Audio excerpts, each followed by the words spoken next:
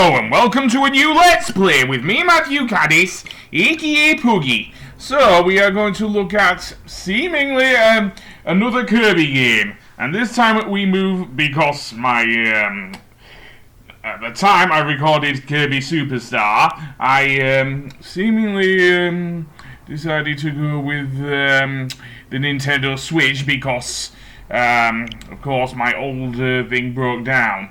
So, indeed, we are going to play, of course, on the NES Online. And the game we are going to play is, of course, Kirby's Adventure, the only Kirby game on the NES, and also the first Kirby game to actually use the copy abilities.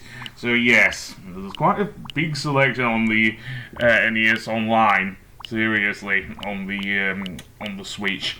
So that being said, yeah, it's also Yoshi. I don't know if I covered that or not. I know I did Mario and Yoshi, but that was on the Game Boy, I think. Might be on the SNES, but anyway, yeah. Even as the first you draw a circle, which honestly became the ending to the Japanese, original Japanese dub of Kirby Right Back At Ya. But yes, this is Kirby's Adventure. And this one also kind of served as the thing for Kirby Right Back At Ya as well. Aside from, of course, including Kawasaki as a regular character, which we already saw. But yes. So let's go to the first, what he calls level. It's actually a world, really. And I guess each level is split up into various stages. So yes. So Vegetable Valley, this is your, pretty much your grassland area. Yep, it is. So indeed, Kirby himself behaves in a similar way to how he did on the Game Boy for Kirby's Dream Land 1 and 2. So yes, he has a thing. However, he did not have the copy abilities, certainly in the first Kirby's Dream Land. But he does here. This, as I say, was the first game to do so in 1993. So yes, so here we has the ability to use Beam, and you can also use the Fire ability. There are actually two variations, which would later in Superstar become the thing, but yeah. Fire, Kirby pretty much spits out a huge... He basically becomes a flamethrower, seriously. Quite destructive, so long as any enemy is within range.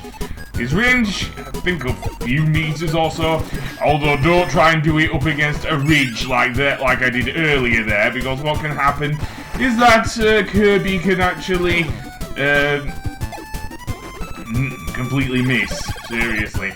Another thing of note, you can see that I am actually easily losing my health here, seriously.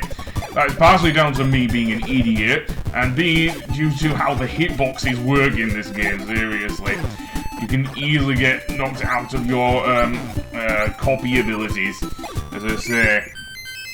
At the end of each level, you will get a jumping minigame, something that would carry over to games like, dare I say, Return to Dreamland and also Star Allies. We also get some mini-games, such as Crane Fever, seriously. Yes, this is a Crane game in a Kirby game as well, so yeah. I will not do too many of these, but I will show this one off. Seriously. There were also, in the remake of this game for the GBA, various things, but you can easily win 1-ups for this, so yes. If you pick up the large Kirby, then, yeah. The claw chooses who will go and who will stay indeed. So yeah. Think of it like the minigames when you win a level at the end of, there's a Yoshi's Island, for example. You can win 1-ups from those games. So yeah. Anyway, let's go to the second level. A lot of the music used in this game would later be used in many other Kirby games. Not just Squeak Squad, but also, or Mouse Attack as it was known over here, but also in, dare I say, the Forest theme, especially, which is stuck in my head. would get reused in the Amazing Mirror as well. And those shot swords are a pain in the ass. Okay, there's the Kibble. Let's try and get Cutter. Kirby does not have access, of course, because this is on the NES.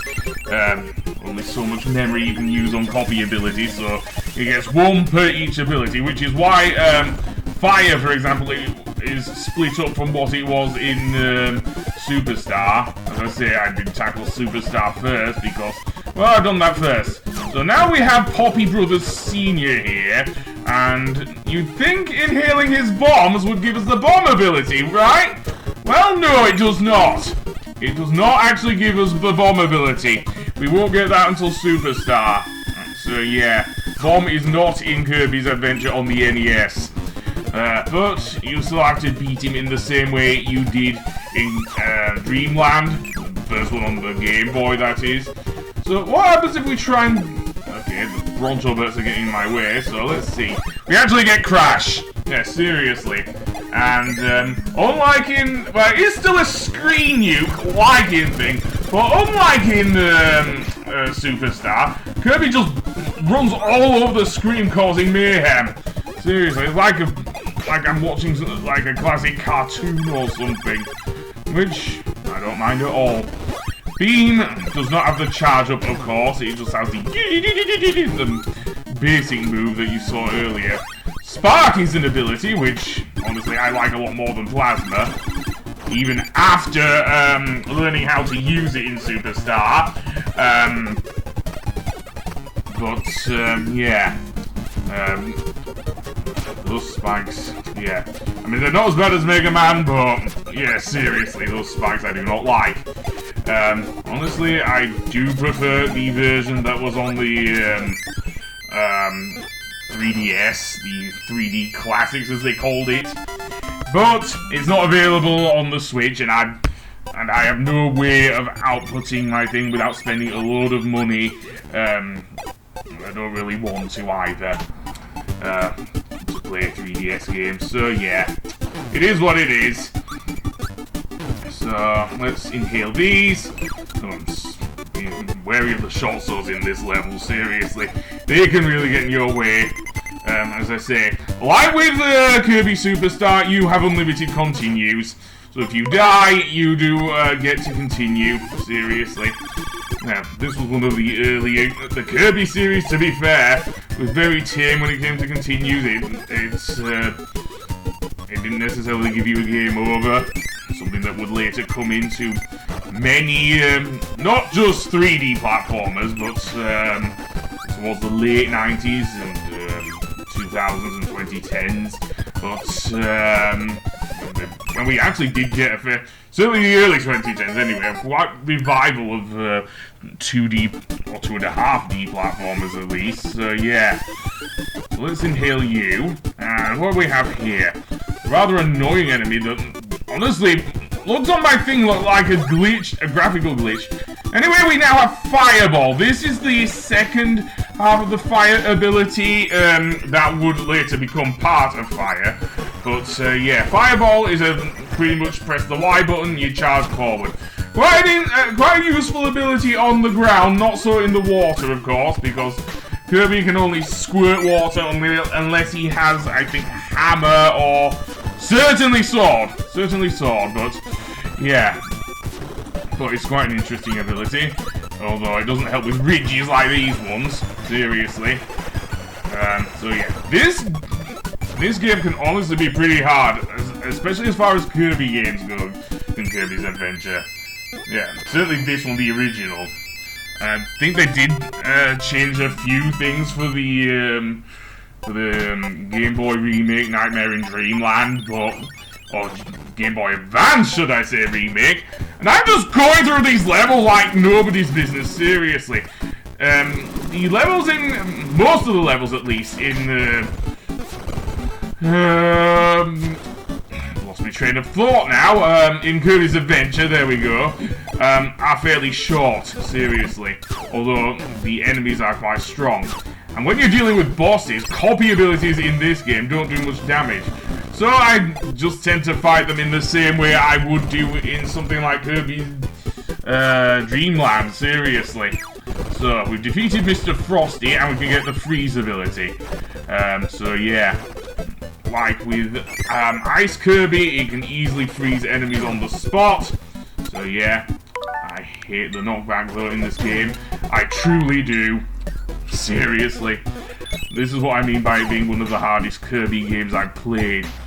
And hell, Sakurai did not even make these games to be, when it worked at HAL Labs anyway, make them to be that, hard, but yeah.